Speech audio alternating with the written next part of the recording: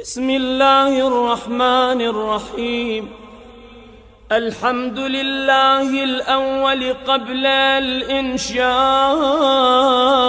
والإحياء، والآخر بعد فناء الأشياء،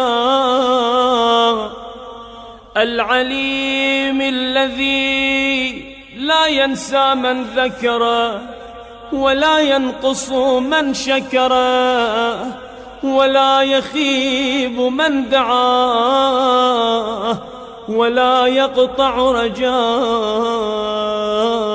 من رجاه.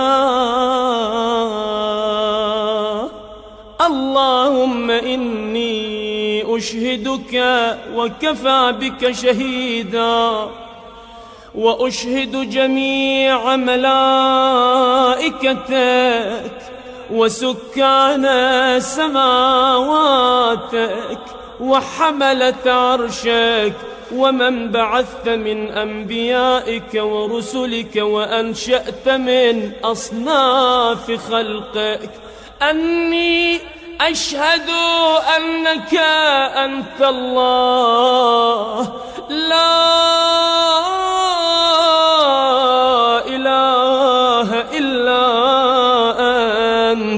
وحدك لا شريك لك ولا عديل ولا خلف لقولك ولا تبديل، وأن محمدًا صلى الله عليه وآله عبدك ورسولك، أدى ما حملته إلى العباد وجاهد في الله عز وجل حق الجهاد،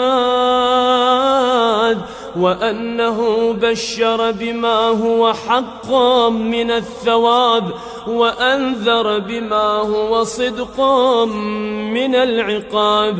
اللهم ثبتني على دينك ما أحييتني، ولا تزغ قلبي بعد إذ هديتني، وهب لي من لدنك رحمة إنك أنت الوهاب.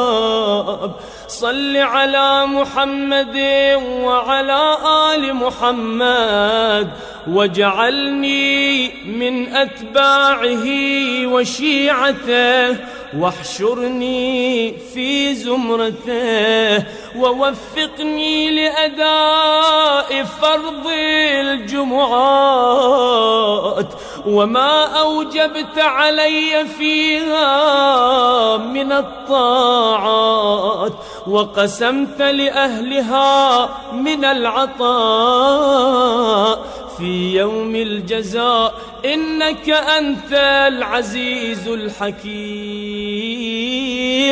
برحمتك يا أرحم الراحمين. وصلى الله على خيرته من خلقه محمد وآل بيته الطيبين الطاهرين.